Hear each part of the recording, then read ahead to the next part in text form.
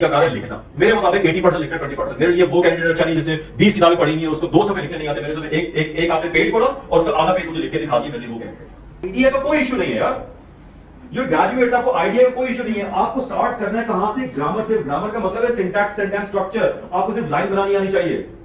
आप पढ़ रहे हैं वाई नेशंस फेल, आपको सेंटेंस। उस दिन से लेकर हमारी डिग्री के खत्म होने तक हमें कॉन्फिडेंस इनकलकेट ही नहीं किया गया। और जो बचा कुचा था वो हमारे घर वालों समेत, टीचर समेत, टीचर भी घर वाले ही होते हैं, उनसे बेस्ट तो कभी भी नहीं हो सकता। फिर मैं किसी टीचर के पास गया, मैंने कहा सर मुझे ना ज्योग्राफी सुना होता, बड़ा मशहूर सब्जेक्ट है सीएसएस के हवाले से, उससे बना मैंने कहा मुझे ज्योग्राफी का बताइए। उन्होंने मुझे उस जमाने की वो निशान वही उनको लगा दिया, तो उसी किताब में से वो भी आई मार्क्स ये रॉकेट साइंस। यानी जो पहले वीक में आपने तैयार किया था, पहले वीक में उसका टेस्ट हो गया। आपको टॉपिक्स होंगे ना, चंद टॉपिक्स होंगे, 3 4 5 टॉपिक्स होंगे, वो आपने टेस्ट दे दिया, उसका फीडबैक भी आपको मिल गया। ये हो गया हमारे 15 दिन कंप्लीट हो गया। अब आप थोड़े से वार्म अप हो गए, आपको आइडिया हो गया कि हमारी तैयारी अब कैसे होनी है, क्या होना है। आपको यकीन कीजिए, आप इस पे ना माइनस में नंबर ले लीजिए, गलत लिख दीजिए, लिखिए लास्ट में, राइट समथिंग। देन उसके बाद आपका थर्ड वीक शुरू होगा। लेक्चर 8 9 10 11 12 5 लेक्चर हो गए। फिर आपका टेस्ट 4 आ जाएगा, ठीक है, टेस्ट 4 आ गया आपका। उसके बाद जी इस तरह करते करते फिर आपको उसका अगला फिर फीडबैक जब वो हो जाएगा मंडे को, फिर उसका हर यानी अमूमी तौर पे ऑन एवरी अदर मंडे आपका टेस्ट होगा और एवरी फ्राइडे आपको फीडबैक मिल रहा होगा। और दरमियान में आपकी क्या चल रही क्लासेस, और कभी क्लासेस वो हो जाएगी तो हम क्या कर लेंगे, क्लासेस एक्सटेंड भी कर लेंगे, ठीक हो। अच्छा, दूसरी बात, यहां पर नंबर ऑफ लेक्चर्स की कोई कैद नहीं है। एक अमूमी तौर पर लेक्चर्स तो होते ही है कि हम कहते हैं कि टीचर को कि मुझे भी पता है कि मेरे लेक्चर्स जो है वो इतने लेक्चर्स होंगे इंग्लिश के, अगर फर्स्ट करें 12 लेक्चर्स हैं, 15 लेक्चर्स हैं। लेकिन अगर आपको कोई चीज समझ में नहीं आए और आपको 2-4 से ज्यादा बच्चों कैंडिडेट को समझ में नहीं है, या तो वो इंडिविजुअली जाकर टीचर से मिलेंगे, मुझसे मिलेंगे, मेरे पास आएंगे, इंटरेक्ट करेंगे, एटलीस्ट बोलेंगे, और फिर उनको अलग किया जाएगा। अगर नहीं आएगी, ज्यादा को नहीं आई, तो फिर हम उसको क्या करेंगे, ऑल टुगेदर उसको रिपीट कर लेंगे। There is no time limit, कोई टाइम लिमिट की कोई कैद नहीं है आपकी, समझ रहे? टाइम लिमिट की कोई कैद नहीं है। इस तरह करते करते हमारे जब 4 हफ्ते गुजरेंगे तो हमारे जो 3 सब्जेक्ट जो हमारे चल रहे होंगे वो हो जाएंगे खत्म। 4 हफ्तों के अंदर खत्म। हम एक छुट्टी इजाफी करेंगे, 2 छुट्टियां आपकी वीकेंड वाली होगी, एक आपको लीव देंगे। उसके बाद होगा आपका फुल लेंथ मॉक के अंदर क्या होगा, वो ऑलरेडी आप तमाम पेपर्स दे चुके हैं, टेस्ट दे चुके हैं, तमाम टॉपिक वाइज टेस्ट दे चुके हैं। At the end of the day आपने मॉक दे दिए, आपको मॉक के उसके विद इन अ वीक आपको उसका फीडबैक मिल जाएगा, आपको नंबर मिल जाएंगे, आपको आइडिया हो जाएगा कि मैं कहां पे स्टैंड करती हूं, और अगले महीने का जो सेशन है वो भी ऐसे चलना शुरू हो जाएगा, ठीक है। ये हमारा प्लान है, हमने अपने लिए बनाया हुआ, जो मैं आपसे शेयर कर रहा हूं। मैं आपसे क्या चाहता हूं, सिर्फ और सिर्फ एक चीज चाहता हूं, attendance. What do I mean by attendance? आपकी प्रेजेंस इन द क्लास और आपकी प्रेजेंस इन द टेस्ट। अगर आप क्लास में प्रेजेंट हो रहे हैं और टेस्ट में प्रेजेंट नहीं हो रहे तो इसका कोई फायदा नहीं है। याद रखिएगा, सीएसएस लेक्चर्स का नाम नहीं है। लेक्चर्स आपको यूट्यूब पे बहुत सारी वेबसाइट्स के ऊपर आउटस्टैंडिंग लेक्चर्स मिल सकते हैं। We are not the best. अब नॉम चॉम्स्की को सुन ले, XYZ को सुन ले, बहुत आउटस्टैंडिंग लेक्चर्स पढ़े हुए हैं। हमने करनी प्रिपरेशन।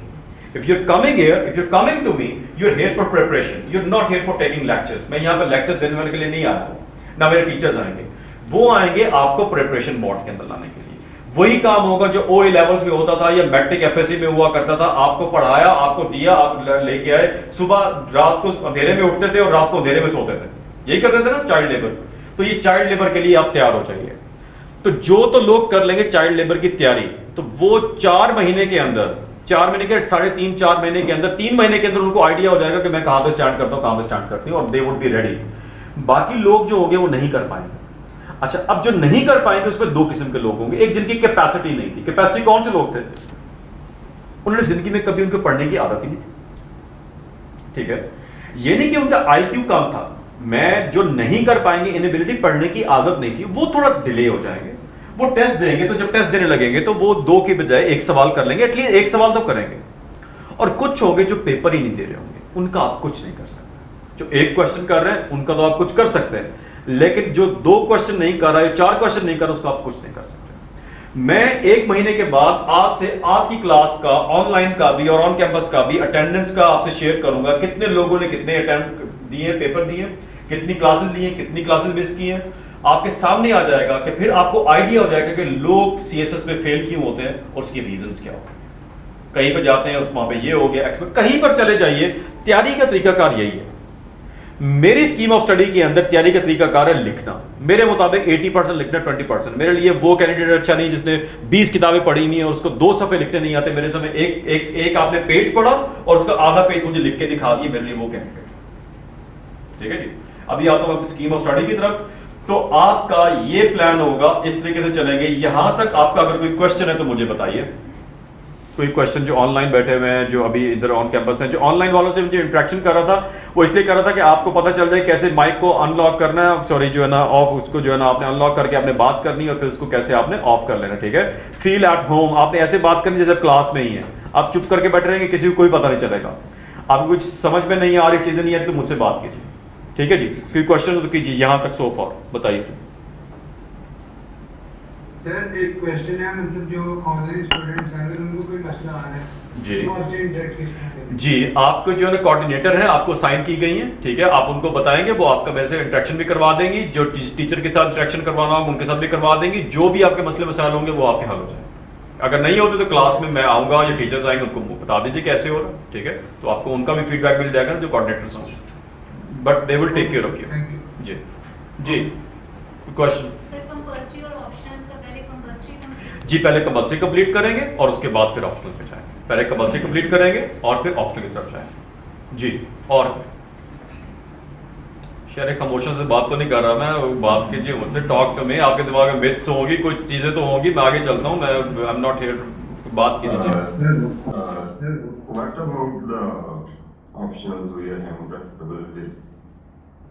जी, ऑप्शनल की जो सिलेक्शन है फिर हम क्या करेंगे कि हमें 1 हफ्ता गुजरने दीजिए, 1 से 2 हफ्ते। उसके बाद मैं आऊंगा आपके पास और मैं दोबारा आपके साथ एक क्लास लूंगा ऑप्शनल की सिलेक्शन की। ऑप्शनल की सिलेक्शन जो है, it is not a one time discussion.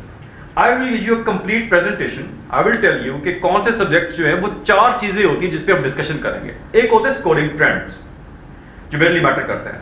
Scoring trends को देख के हमने सब्जेक्ट सिलेक्ट किया। उसके बाद देखेंगे उसका सिलेबस कैसे है, क्या चीजें हैं मुझे समझ भी आती है, नहीं आती। मुझे मैथमेटिक्स आता है, डिजिटल मुझे चीजें समझ में आती हैं, ये मुझे जो है ना सोशल साइंस वाले समझ में आती हैं।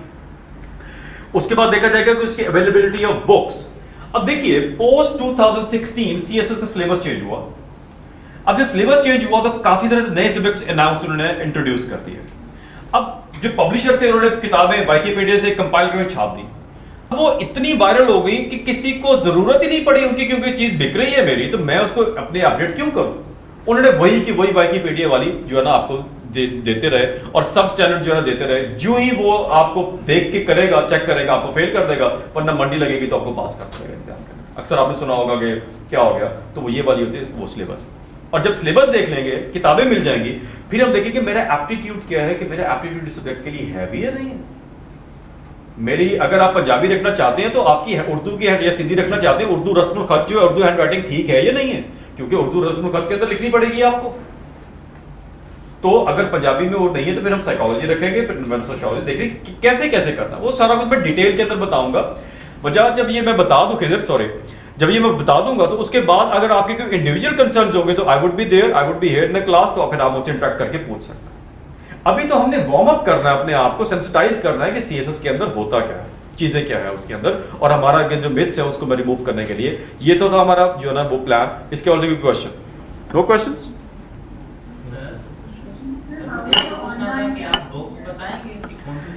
अच्छा जी, मैं बुक्स भी बताऊंगा।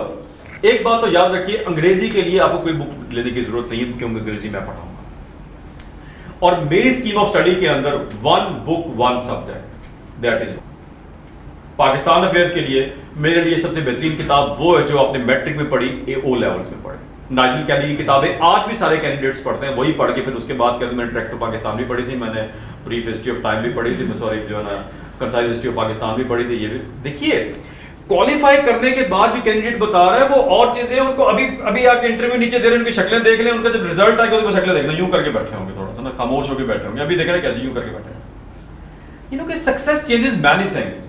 और आप लोग जो कैंडिडेट्स होते हैं उनको भी ये चीज जो है ना अच्छी लगती है कि जो है ना आपको बड़ी बड़ी बातें बताई जाए, आपको बताई जाए 10 किताबें पढ़ लो, ये कर लो, वो कर लो। मैं आपको बताता हूँ आपको क्या कैसी किताबें पढ़नी है। तो मेरी स्कीम ऑफ स्टडी के अंदर बुक्स भी बताऊंगा, 1 बुक 1 सब्जेक्ट। टीचर्स जो भी बताते रहेंगे, टीचर्स आएंगे, देखिए यहाँ पर जो टीचर्स आएंगे उनका एक अपना पॉइंट ऑफ व्यू होगा, ठीक है, मेरा एक अपना पॉइंट ऑफ व्यू तैयारी करवाने के हवाले, चीज़ों के हवाले पे आपको वो सारा कुछ बताऊंगा, ठीक है। तो मेरे वाले पॉइंट ऑफ व्यू के साथ आप अगर दोनों में मैच पड़ जाए तो कीजिएगा, that would be safer for you, ठीक है जी। अच्छा जी, अब आगे चलते हैं और थोड़ी सी बात करते हैं। जी जी जी। So we won't have English for the first one? अब स्केड्यूल के अंदर वो मैं देखता हूँ क्या है, इवनिंग के अंदर तो है, मॉर्निंग का देखते हैं, मेरे स्केड्यूल के मुताबिक उन्होंने रखा हुआ। जी बताइए। सर जो हमने सिलेबस कवर करना है वो हम with respect to past papers smart select study करेंगे या हम कंप्लीट सिलेबस कवर करेंगे? नहीं sir, complete syllabus sir. We will open the syllabus जो एफपीएससी ने दिया हो, हम उसके तमाम टॉपिक्स करेंगे irrespective of the fact that के अब वो पेपर में आते हैं या नहीं आते, ठीक है जी। हम जो है we will go by the book, जो सिलेबस में लिखा हुआ हमने। There is no such thing as selective study, कोई सिलेक्टिव स्टडी नहीं होगी, कोई सिलेक्टिव स्टडी नहीं होगी। अच्छा जी, पिछली कुछ क्लासों के अंदर एक मेरे पास एक मिथ आई सीएसएस के हवाले से, वो कहते हैं कि जो अंग्रेजी मैटर तो करती है लेकिन सिर्फ कंपल्सरी के लिए करती है, ऑप्शनल के अंदर मैटर नहीं करती, ठीक है, ऑप्शनल के अंदर वो मैटर नहीं करती। अच्छा, उसके लिए आयशा काइंडली जरा वो भेजिएगा इनको जो 2018 की रिपोर्ट है। आयशा मुझे सुन सकते हैं जी सर। जी, ग्रुप में भेजिएगा, अभी आपके व्हाट्सएप पे एक रिपोर्ट आने वाली है, जरा इसको ओपन कीजिए। नहीं, ऐसे की नहीं है, ये ऑप्शनल की रिपोर्ट भिजवाइएगा।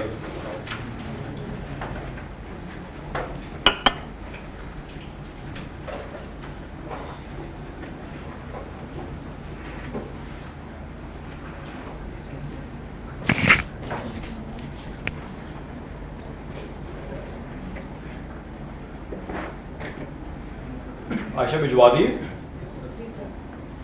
अच्छा, इस पे जाइएगा, ज्योग्राफी का होगा 17th या 16th पे होगा, ज्योग्राफी का सब्जेक्ट होगा, ज्योग्राफी लिखा होगा उसका। जी सर। लिखा हुआ? हाँ जी सर। अच्छा, can you read it loud for me? Anyone can you read it loud for me? कोई आदमी पढ़ दे आप में से कोई? ज्योग्राफी को 17 से 16 पे ज्योग्राफी होगा, है? प्लीज पढ़िए, लाउड पढ़िए, प्लीज पढ़िए। Substantial improvement is needed in the standard of English language. अच्छा, अब रुकिएगा, वो कह रहा है substantial improvement is needed in what? Standard of English. Standard of English. Paper किस चीज का हो रहा है? ज्योग्राफी का। उसको इतना तंग किया इस चीज ने, अंग्रेजी ने, उसने पहले वो तो कहता है कि ज्योग्राफिकल कॉन्सेप्ट्स पढ़ के आए, चीजें करके आए, क्लैरिटी करके आए। आप जाते ना कि मैंने जी कॉन्सेप्ट पढ़ लिए, मैं गया हूं जी, ज्योग्राफी के बड़े कॉन्सेप्ट मेरे क्लियर हो गए। तो वो एग्जामिनर क्या कह रहा है? वो कहता है कि अंग्रेजी ठीक करे। आगे पढ़िएगा, इसको कंप्लीट कीजिएगा। Standard of English language, spellings, grammar and comprehension. जी, language, spelling, grammar And comprehension. Comprehension. यानी उनको समझ ही नहीं आई कि क्वेश्चन में लिखा क्या हुआ, राइट? अच्छा, आगे पढ़िएगा, बड़ी इंपॉर्टेंट लाइन लिखी हुई है उसने।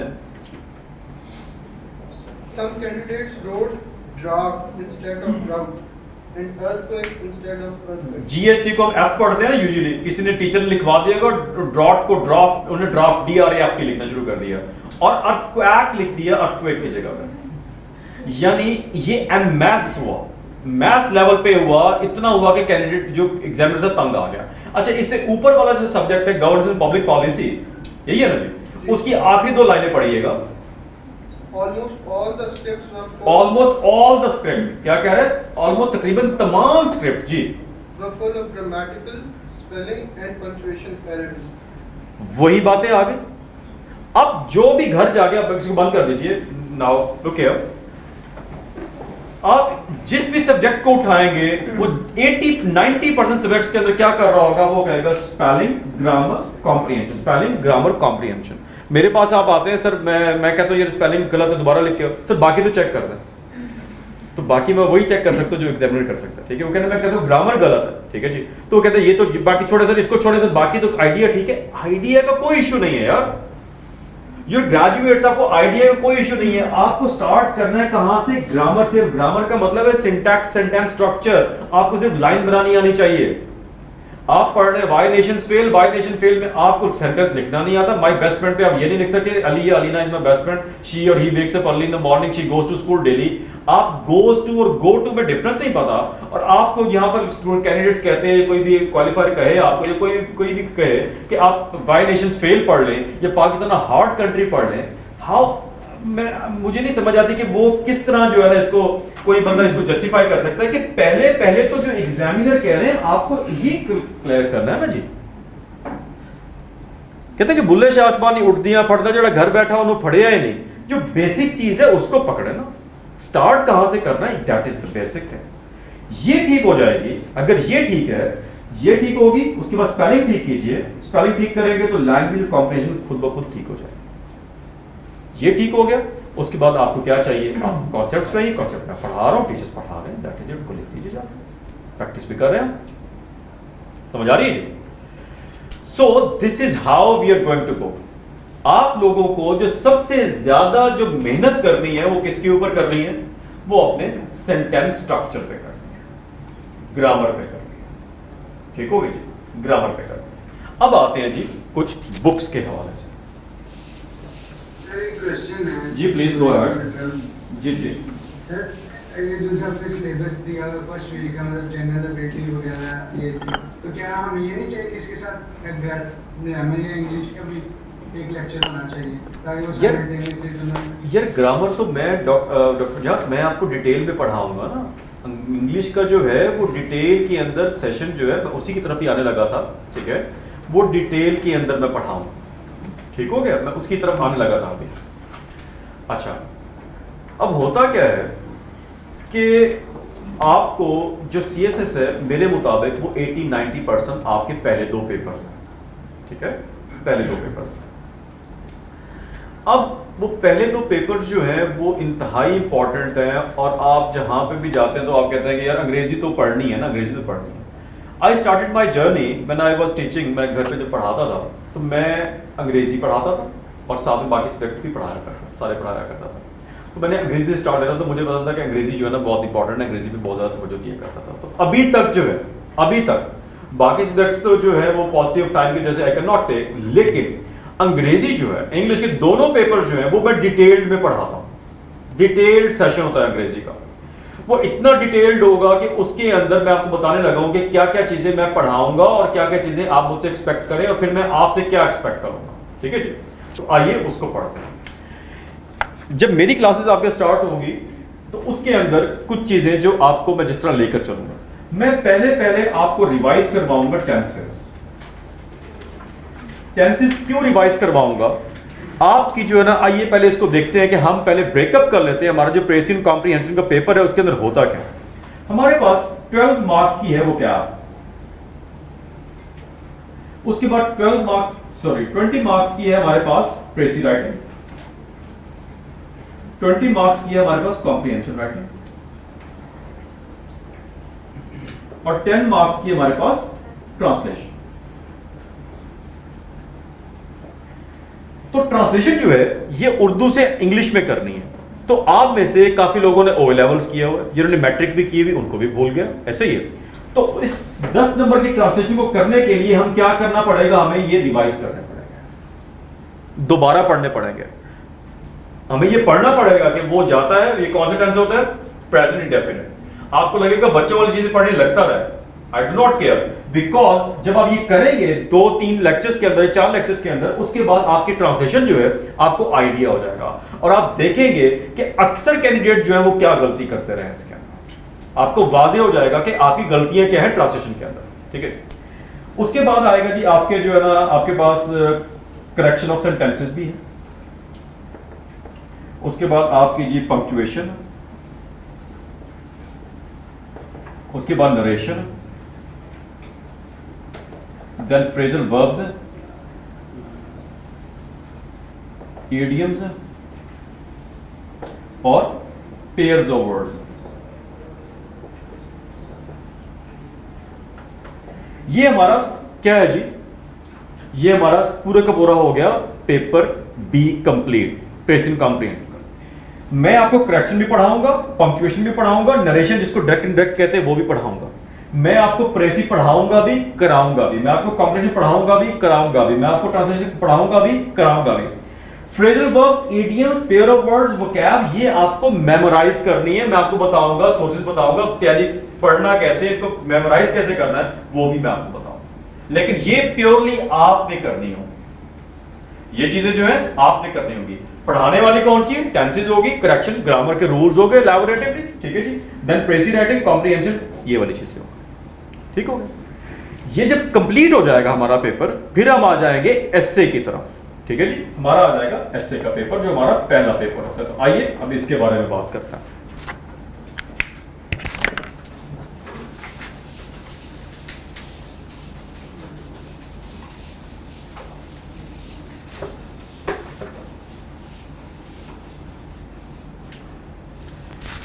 एस्से, अब एस्से के बारे में बहुत सारी मिथ्स हैं। एस्से को लिखा कैसे जाए, कैसे स्टार्ट किया जाए। देखिए, एस्से को लिखने के वैसे सीएसएस को पास करने के 101 तरीके हैं और एस्से को लिखने के 1001 पेज हैं। इतने ज्यादा चीजें हैं, हम कौन सा करें? कोई कहता है कि थीसिस स्टेटमेंट होती है, कोई कहता है जी इसके अंदर ये होता है, कोई कहता है XYZ होता है, कोई कहता है ऐसे। इतनी ज्यादा चीजें हैं, हमने कोई किसी की भी बात नहीं सुननी, ना तैमूर की, ना किसी XYZ की, ना किसी की। हमने जाना है, मैं आपको रिपोर्ट भिजवाऊंगा, एस्से राइटिंग की रिपोर्ट जो है उन एग्जामिनर्स ने लिखी हुई है कि जिन्होंने सीएसएस के पेपर बनाए और चेक किए, और उन्होंने कहा कि कैसे लिखना है, तो हम वैसे ही लिखेंगे जैसे उन्होंने कहा हुआ। हम बुक्स कौन सी लेंगे? वो वाली बुक से हेल्प लेंगे जो एफपीएससी ने रिकमेंड की हुई, किसके लिए? एस्से राइटिंग के लिए। तैमूर बुखारी की लिखी हुई बुक, मेरी बुक भी है, चीजें हैं, वो आप लिखेंगे किसके लिए? अगर क्लैश आ जाएगा दोनों का, तो किसकी तरफ जाना चाहिए आपको? जो एफपीएससी ने रिकमेंड की हुई, ठीक है, जो एग्जामिनर के तरफ से रहेगा। इस एस्से के अंदर मैं आपको डिटेल के अंदर क्या कराऊंगा? How to right N essay,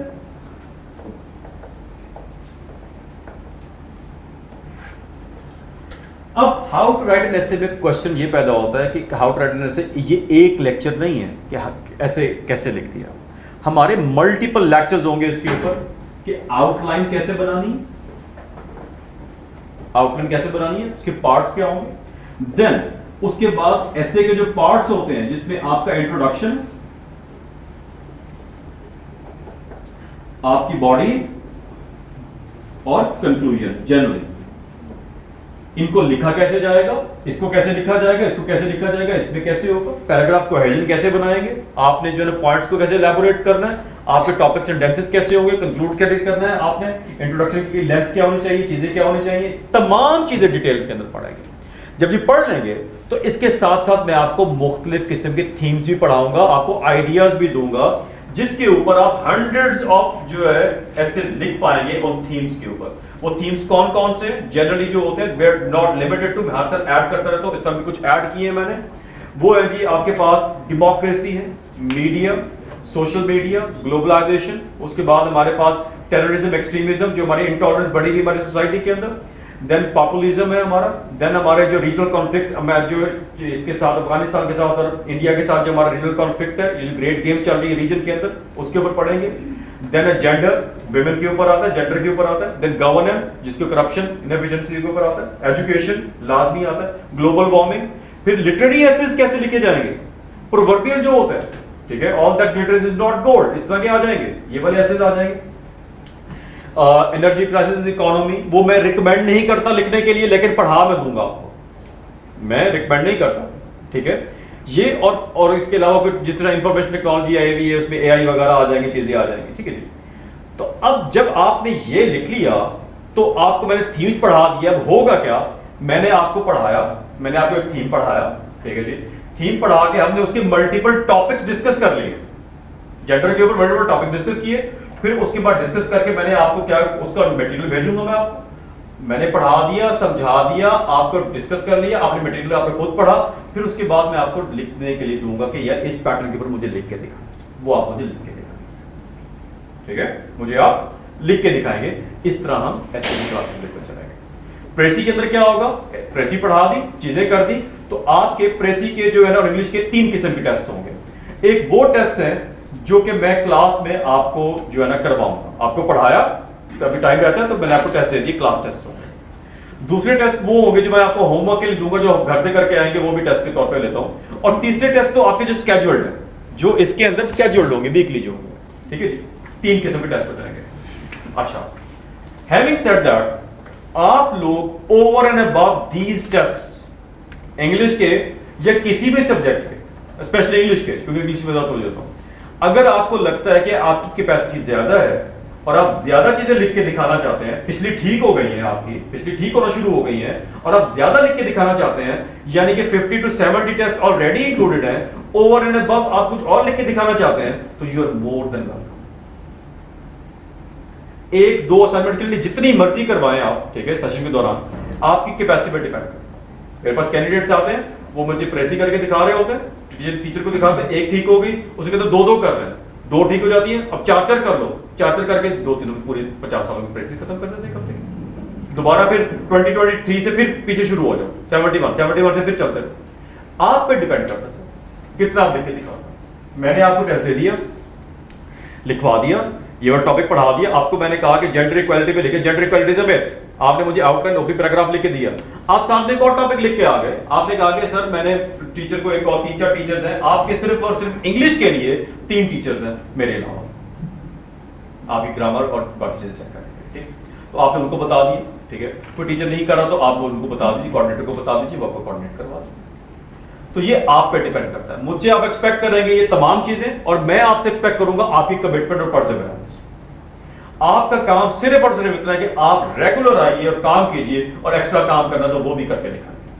at the end of the day मैं आपसे ये नहीं सुनना चाहूंगा कि मुझे तो, मैं वहां पर आपके डर की वजह से नहीं आया, मुझे तो पता ही नहीं था वहां पे आ सकते हैं या टीचर के पास जा सकते हैं। वी आर ऑल ओपन, ठीक है। वो डेज भी मैं आपको बता दूंगा, इन डेज में मैं मिल सकता हूँ, टीचर्स तो 24/7 अवेलेबल है आपके पास, ठीक है। तो इस तरीके से हम करेंगे इंग्लिश की तैयारी। समझ आ गई? आप इंग्लिश के हवाले से कोई क्वेश्चन तो मुझसे पूछिए, कोई मिथ्स है, कोई क्वेश्चन तो मुझसे पूछिए, प्लीज पार्टिसिपेट कीजिए, वरना मुझे बुरा लगेगा कि ऐसे मैं बोली जा रहा हूँ। राइटिंग किसे कहते हैं? हैंड राइटिंग की बात कर रहे हैं जी। Hand writing to certain extent तो मैटर करती है, ये नहीं कि बहुत बुरी कि बहुत अच्छी होनी चाहिए, लेकिन नॉर्मल सी होनी चाहिए। बहुत बुरी होगी तो उसको थोड़ा सा बेहतर कर लेंगे। हैंड राइटिंग का भी सुन लीजिए, यहाँ पर हैंड राइटिंग कुछ बच्चों की खराब थी पिछले साल, जो कुछ कैंडिडेट्स की, तो उन्होंने क्या किया था कि एक्सटर्नल टीचर यहाँ पर थे तो उनको कांटेक्ट करके यहाँ पर आ जाते करते थे, वो बच्चे उनके पास बैठ जाया करते थे, उनसे सीख लिया करते थे, थोड़ी सी बेहतर हो गई थी। ये नहीं कि वो कुछ का तो खताब बन गए थे, they got better, they got somewhat better, legible हो गई थी, जो इलिजिबल थी ना लेजिबल हो गई। जी सादिया, क्या क्वेश्चन है आपका? सर, मेरा आपसे ये रिलेटेड क्वेश्चन था। एक्चुअली मैं अपीयर कर रही हूँ स्पेशल अटेम्प्ट में। ओके। मेरी कैपेसिटी इन चीज़ों से ज़्यादा ही है, क्योंकि मैंने 2 अटेम्प्ट्स पहले भी दी थी हैं, और प्रेसी का पेपर मैंने अच्छा पास किया था। मैंने जो ज्वाइन किया वो सिर्फ ऐसे के लिए और करंट अफेयर्स के लिए किया। तो मेरी जो स्ट्रैटेजी है वो सेम होनी चाहिए या डिफरेंट? क्योंकि मेरा तो देखिए सादिया, एक पहली बात सुन लीजिए। अब ना आपको एक जो है ना कॉन्फिडेंस है कि मेरी तैयारी ठीक है इंग्लिश की, ये तो आप कह रही हैं। आपकी जब आएगी पहली असाइनमेंट, उसके बाद आपको पता चलेगा कि मेरी असाइनमेंट ठीक है या नहीं है, मेरी ग्रामर की कितनी मिस्टेक्स है, मेरी कॉन्सेप्ट की कितनी मिस्टेक्स है, उसके बाद जाकर आप वो कीजिएगा। देखिए अब कैंडिडेट क्या करते हैं, मैंने कहा ना कि आप एक्स्ट्रा असाइनमेंट लेके आ जाइए, वो क्या करेंगे 5 प्रेसेस करके ले आएंगे, वो सारी की सारी गलत हो जाएंगे। फिर मैं कहूंगा इनको दोबारा ठीक करके ले आओ, फिर वही नेक्स्ट करके ले आएंगे। नहीं, ये उनको इजाजत है जिन्होंने एक प्रेसी चेक कराई, एक प्रेसी उनकी एरर लेस हो गई, उससे अगली भी एरर लेस हो गई, तीसरी पे आ जाए। ये नहीं है कि आपकी पहली भी एररफुल है, ठीक है, उसके एरर मैं कहता हूं ठीक, टीचर कहते ठीक करके ले दोबारा सबमिट कराइए, आप वो एरर अगली करके ले आते, कोई फायदा भी नहीं। गलत प्रैक्टिस करते रहेंगे, उसका कोई फायदा नहीं है आपको, गलत प्रैक्टिस का कोई फायदा भी नहीं है आपको, वो गलत करते रहेंगे। एक ठीक कर लीजिए, एक असाइनमेंट ठीक कर लीजिए, अगली 1000 असाइनमेंट ठीक हो जाएंगे। मेरे पास जो बच्चे आते हैं जिनको कहते हैं कि सर वो ऑप्शनल ठीक नहीं हो रहा या कंपल्सरी ठीक नहीं हो रहा, मैं उनको एक क्वेश्चन की तैयारी करवाता हूँ क्वांटिटी और क्वालिटी के ऊपर, उसको हम 50 दफा लिखते हैं एक क्वेश्चन को। मेरे पास कैंडिडेट ने 50 दफा एक क्वेश्चन को लिखा हुआ है, 50 टाइम 50 टाइम्स, लेकिन जब एक क्वेश्चन ठीक हो गया तो बाकी सारे क्वेश्चन ठीक हो गए, फिर मुझे उनको बताने की जरूरत भी नहीं पड़ती। Did you get that? तो सादिया ये तो डिपेंड करेगा, जब the moment you going to submit the assignment, ठीक हो गई, एक ठीक हो गई, 2 ठीक हो गई, 1000 जमा करवा दीजिए, ठीक है, वो आपकी कैपेसिटी पे डिपेंड करता है। टाइम कंस्ट्रेंट के लिहाज से, क्योंकि मुझे अच्छा। 3 महीने या 4 महीने का पेयर होना है ना। जी, टाइम कंस्ट्रेंट का मैं आपको बता देता हूँ। मेरे सामने जो है ना कुछ एग्जांपल्स हैं जिन्होंने बहुत कम टाइम में प्रिपेयर किया। मैं आता हूँ खिजर अब्बास आपकी तरफ आता हूँ, क्वेश्चन लेता हूँ, मैं इनका जवाब दे दूँ, आता हूँ आपकी तरफ। देखिए, मेरे पास काफ़ी सारे कैंडिडेट्स ऐसे आए हैं जिन्होंने 3-4 महीने में तैयारी की है, ठीक है जी। मैं 2-3 आपको मिसालें देता हूँ। मेरी एक student doctor Nida Iqbal, she is a graduate of king Edward. She stood second in PMS and first in 8th in CSS।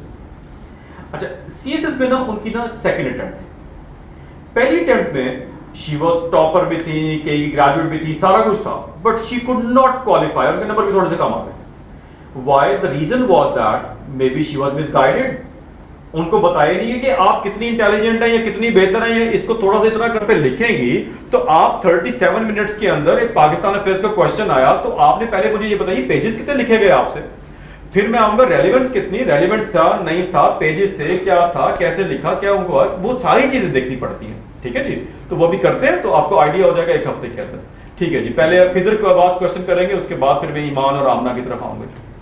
Actually, I have a couple of questions. Go ahead. Don't you suggest providing Don't you suggest providing Why don't I suggest what? providing no proverbial से तो मैं recommend करता हूँ, I do recommend. मैं कुछ ऐसे जो है लाइक इकोनॉमी वाली जो है उनको रिकमेंड नहीं करता। उसका किधर बस उसका रीजन ये है किधर, असल में आप में से किसी ने इकोनॉमिक्स पढ़ी नहीं है, आप में से किसी ने इकोनॉमिक्स पढ़ी, अरे जिन्होंने इकोनॉमिक्स पढ़ी नहीं है ना तो उनको भी शायद आइडिया नहीं होता इकोनॉमिक्स का प्रॉपरली, अगर हो तो वो इकोनॉमिक्स सीएस में रखें। और हम जो इकोनॉमिक्स पढ़ते हैं उन लोगों से पढ़ते हैं जिनको खुद शायद इकोनॉमिक्स कम आ रही होती है, ठीक है, एक्सपर्ट नहीं होते हैं। तो जब हम ऐसा इकोनॉमी का ऐसे ऑप्ट करते हैं उसके अंदर सीएसएस के अंदर, तो इट इज हाईली लाइकली कि हमें उस चीजों का कॉन्सेप्ट नहीं है, हम हाफ नॉलेज के साथ देंगे तो फेल हो जाएंगे, despite having good grammar, good you know के एवरीथिंग, हम फेल हो जाएंगे। तो इस वजह से कहता हूँ प्रोवर्बियल से तो मैं हाईली रिकमेंड करता हूँ। किधर Sir, second, can you suggest us a prescription of books about the compulsory subject? जी वो मैं भी कर देता हूँ, वो भी मैं बता देता हूँ अभी तो, ठीक है जी। ईमान अजीम पहले कैम ऑन कीजिए बच्चे अपना।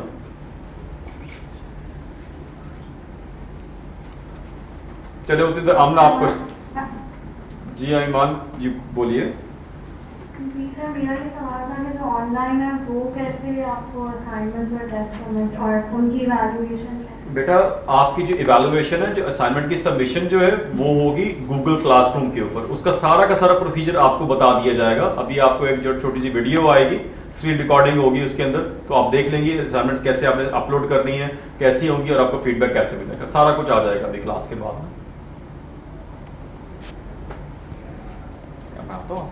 जी आमना सही। अस्सलाम वालेकुम सर। सर मेरा क्वेश्चन ये था कि जब मॉक एग्जाम्स जो है वो स्टार्ट होते हैं तो उनमें अगर कोई स्टूडेंट मतलब लाहौर कैंपस में आकर देना चाहे, He is more than welcome. Most welcome, I would highly recommend, most welcome. आइए, बिल्कुल आइए, इंटरेक्ट कीजिए। और ऑनलाइन वालों के लिए ये बात, आप में से कोई भी जो लाहौर आए और जो ना हमसे मिलके लाजमी जाए, यहाँ पे जो वी आर ऑल फ्री, फारिग लोग हैं, हमसे आके मिलके लाजमी जाइएगा हमसे, ठीक है। तो please come, do visit us, we are here to assist you. मुझे खुशी तब होगी कि आपकी क्लास के अंदर जितनी ज़्यादा परसेंटेज जो है वो क्या हो जाएगी, उसको क्वालिफाई कर जाएगी CSS 2024 के लिए। I see very good candidates in you. जी इरिज।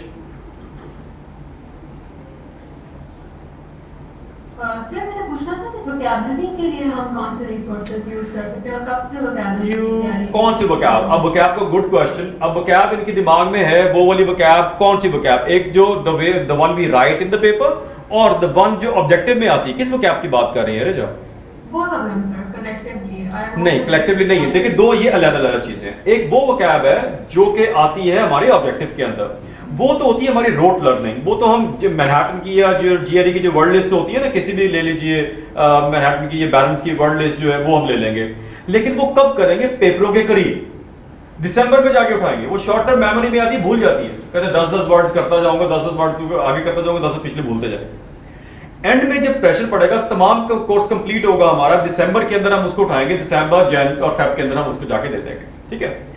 दूसरी जो वोकैब होती है इरेज, वो मैं आपको लिखना सिखाऊंगा, कैसे लिखनी है, क्या करना है, उसके अंदर आई विल टेल यू कैसे उसको इंप्रूव कैसे करना है, ठीक है। एक्सप्रेशन को जिसको कहते हैं एक्सप्रेशन इंप्रूव कर लें, वो क्या एक्सप्रेशन होता है, जो वोकैब जर्गन जिनको कहते हैं, टिपिकली जर्गन जो यूज करते हैं, या कुछ वर्ड्स होते हैं जर्नलिस्टिक जर्गन टिपिकली यूज होते हैं न्यूज़पेपर के अंदर, तो वो I will let you know कि वो कैसे करना है, डिटेल के अंदर बताऊंगा मैं, ठीक है। और वोकैब के लिए अभी कुछ लेने की जरूरत नहीं है, वैसे मैं आपको भिजवा दूंगा वो लिस्ट, जो है लिस्ट आपके पास आ जाएगी, आज ही मैं भिजवा देता हूँ, उसको पढ़ने की भी जरूरत नहीं है।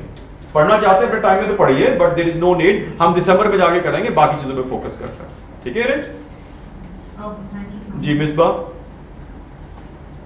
आपने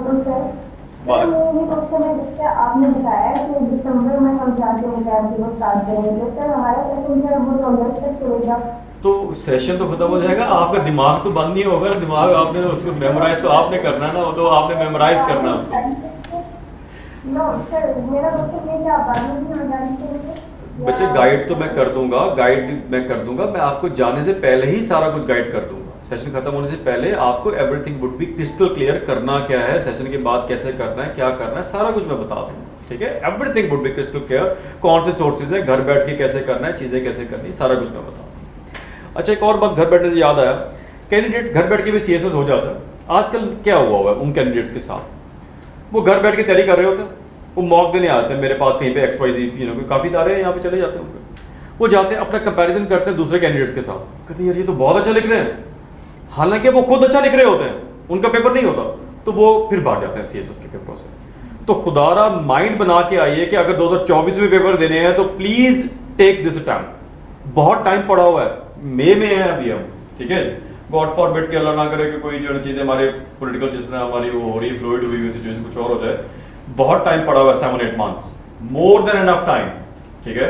तो ये बेहतरीन टाइम है स्टार्ट करने का, तो अपनी जो है ना गेट अप योर लॉइंस और तैयारी स्टार्ट कर दीजिए, पुल योर सॉक्स और तैयारी स्टार्ट कर दीजिए। जी आप क्वेश्चन करेंगे। सर हमारी राइटिंग स्पीड जो होती है ऐसे के अंदर वो कितने % काउंट करती है? बहुत मैटर करती है राइटिंग स्पीड की, तो बहुत प्रैक्टिस करेंगे जी, बहुत प्रैक्टिस करेंगे राइटिंग स्पीड के लिए, तो बहुत प्रैक्टिस करेंगे। मैं ऐसे भी करता हूँ कि जो अच्छे कैंडिडेट्स होते हैं जब दे रहे होते पेपर, हमारे जो टेस्ट सेशन, बाद में हमारे जो एक्सटेंसिव टेस्ट सेशन होते हैं, तो वो हो ये रहा होता है कि हमारे कुछ सेशंस होते हैं जो अभी से स्टार्ट हो जाएंगे, जिन लोगों ने पेपर दिए हुए ना ऑलरेडी, तो जिन्होंने क्वालिफाई किया हुआ है, जिनकी तैयारी कंप्लीट है, तो वो ना हमारा कुछ सेशंस होते हैं जिनको मैं मॉडरेट कर रहा था, ये मैं उनको सुपरवाइज कर रहा था, मैं तैयारी करवाता हूँ उनको। वो डेली 2 पेपर्स आगे देते हैं मुझे, हफ्ते के अंदर 6 पेपर्स देते हैं, मंडे सुबह 9 to 12, 2 to 5 इस तरह के पेपर देते हैं। और जब कोई गलती करता है तो सजा के तौर पर तीसरा पेपर भी करके जाता है, तो वो जो है ना उसमें फिर राइटिंग स्पीड का इशू नहीं रहता, ठीक है। तो यहाँ पर भी मैं प्रैक्टिस आपको इसलिए ज़्यादा कराऊंगा, राइटिंग स्पीड का इशू नहीं रहेगा। अगर आपको राइटिंग स्पीड का इशू है तो डेली सुबह सुबह उठते ही बिस्मिल्लाह पढ़ के घंटा लिखना शुरू कर दें, किसी भी टॉपिक के लिख के फिर आए यहाँ पे, ठीक है। यूजुअली ये जॉब है आपकी। जी एक और सर क्वेश्चन है सर, जिस तरह हमारा सेशन एंड होता है 5 to 6 मंथ, जिन्होंने फुल सेशन लिया हुआ है, उसके बाद वो एक होता है ना कि इंसान थोड़ा लेजी हो जाता है, या इस तरह कोई सिस्टम होता है कि अब घर बैठ उस टाइम ना जो वो आ चुका होगा, उस टाइम तक मेरे ख्याल में नवंबर आ चुका होगा, एटलीस्ट नवंबर के अंदर तो तकरीबन वो तमाम बच्चे जो कैंडिडेट्स होते हैं, बाकी तो चले जाएंगे, भाग भूग जाते हैं तो तमाम जगह से, जो कैंडिडेट्स होते हैं वो फिर टेस्ट सेशन ज्वाइन कर लेते हैं, वो टेस्ट सेशन दे रहे होते हैं, वो एंड तक चलते रहते हैं, टेस्ट सेशन जैसे पेपर हो रहे थे उस दिन तक चलते रहते हैं, वो मुसलसल होते रहते हैं, वो लेजी नहीं होते, वो करते रहते हैं। जब सिलेबस कंप्लीट हो गया तो वो टेस्ट सेशन देते रहते हैं। Sir, I want to question about the length of an ideal essay, because there are different opinions for issue based and abstract. अच्छा, कोई इसका कोई ऐसी बात नहीं है, मैं आपको बताता हूँ। आप मोटरवे पे जा रहे हैं, ठीक है, और आपके कजन या दोस्त ने आपको कहा कि यार मैं मोटरवे पे ना मैं 200 की स्पीड पे ना मैं इस्लामाबाद से होके आ गया, ठीक है।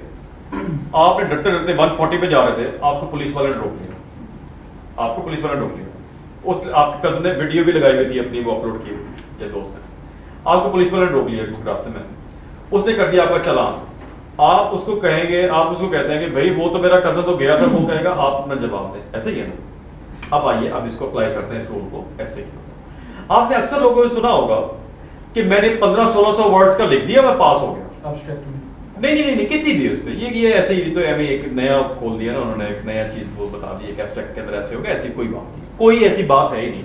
अगर वो होता तो वो खुद ना लिख देता, वो तो सिर्फ तमाम एसेस का लिखा हुआ है कि इतने का लिखें, 25-3000 का लिखें, 3000 कैसे लिखना था।